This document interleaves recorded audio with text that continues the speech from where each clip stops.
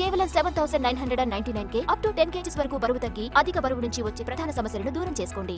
కొన్ని చోట్ల గణేష్ నిమజ్జనాలు ప్రారంభం కాగా మరికొన్ని చోట్ల రేపు నిమజ్జన కార్యక్రమాలు కొనసాగుతాయి. ప్రస్తుతం మనం తెలంగాణ మహారాష్ట్ర సరిహద్దుల్లోని పెనుగంగ వద్ద ఉన్నాం. ఈ పెనుగంగ వద్ద అన్ని రకాలుగా రేపు నిమజ్జనం జరగనున్న నేపథ్యంలో ఇప్పటికే అధికార యంత్రాంగం అన్ని రకాల ఏర్పాట్లు చేసింది. ఇది జాతీయ రహదారి కనుక పెనుగంగ బ్రిడ్జి పైన ఇక్కడ నిమజ్జనం చేస్తారు కనుక జాతీయ రహదారి వెంట వెళ్లే వాహనాలు ఏవి ఇబ్బందులు కలగకుండా తగిన జాగ్రత్తలు తీసుకుంటున్నారు. దీంతో పాటు అధికారులు ఇక్కడ మున్సిపల్గా అదేవిధంగా ట్రాఫిక్ డైవర్షన్ సైతం ఇక్కడ చేసిన పరిస్థితి. దీంతో పాటు అటు రెవెన్యూ అదేవిధంగా పోలీసులు అన్ని శాఖల సంయుక్తంగా రేపటి నిమజ్జనానికి సర్వం సిద్ధం చేసిన పరిస్థితి. పెనుగంగా ఏదైతే ఉందో ఇక్కడ అన్ని రకాలుగా ఏర్పాట్లు చేయడం జరిగింది. ముఖ్యంగా ఆదిలాబాద్ పట్టణానికి సంబంధించిన భారీ విగ్రహాలను ఈ ప్రాంతానికి తీసుకొచ్చి నిమజ్జనం చేస్తారు. అయితే ఇప్పటికే బైన్సాలో నిమజ్జనం నిన్న ప్రారంభించగా ఈరోజు ఉదయం వరకు ప్రశాంతంగా నిమజ్జన కార్యక్రమం కొనసాగింది. అక్కడ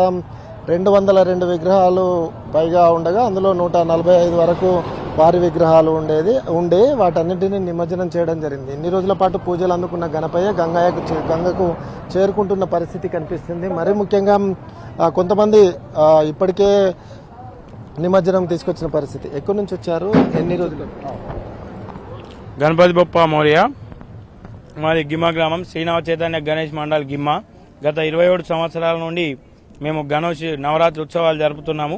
9 రోజుల పాటు వినాయకునికి పూజలు అందించి ఈరోజు నిమజ్జనానికి తీసుకురావడం జరిగింది. మాది గిమ్మ గ్రామం. మేము గత 27 సంవత్సరాల నుండి కూడా ఈ ఏర్పాట్లు ఎట్లా ఉన్నాయి? ఇక్కడ ఏర్పాట్లు పోలీసు అన్ని ఏర్పాట్లు బాగుంటాయి. గత 27 సంవత్సరాల నుండి కూడా ఇక్కడనే నిమజ్జనం చేయడం జరుగుతున్నది. గణపతి నవరాత్రి ఉత్సవాలు 9 రోజులు ముగించుకొని ఈరోజు మేము నిమజ్జనానికి ఇక్కడికి పెనుగంగ, ఇది మహారాష్ట్ర తెలంగాణకు దగ్గర బార్డర్ దగ్గర పెనుగంగ నదిలో మేము ప్రతి సంవత్సరము మా గణపతిని నిమజ్జన మహోత్సవం జరపడం జరుగుతున్నాయి. మరికొంతమంది ఉన్నారు, వారితో మాట్లాడి చెప్పండి ఎట్లా ఉంది ఇక్కడ? ఏర్పాట్లు బాగున్నాయా? ఏర్పాట్లు అన్ని బాగున్నాయి. మన జైన మండల్, మాది బోరద్ మండల్. పోలీస్ అధికారులు అన్నిటికీ సహకరిస్తున్నారు. ఈరోజు 9 రోజుల గణపతి నిమజ్జనం అయింది. మళ్ళీ శనివారం రోజు 11 రోజులు ఉంటుంది. ప్రస్తుతం ఈరోజు 9వ రోజుకు సంబంధించిన ఎవరైతే పూజలు చేశారో 9వ రోజు నిమజ్జనం చేసే వాళ్ళ వినాయక విగ్రహాల నిమజ్జనం అనేది ఈరోజు కొనసాగుతుండగా 11వ రోజు సంబంధించిన రేపు నిమజ్జనం చేస్తారు. ఇక్కడ ఫైర్ కావచ్చు, DDF బృందాలు, డిస్ట్రిక్ట్ డిజాస్టర్ సంబంధించిన టీమ్స్తో పాటు ఫైర్, అదేవిధంగా పోలీసులు, మున్సిపల్కి సంబంధించిన అధికారులు, అదేవిధంగా రెవెన్యూ అధికారులు అటు రేపటి నిమజ్జనానికి పోలీసు యంత్రాంగం సైతం సిద్ధమవుతుంది.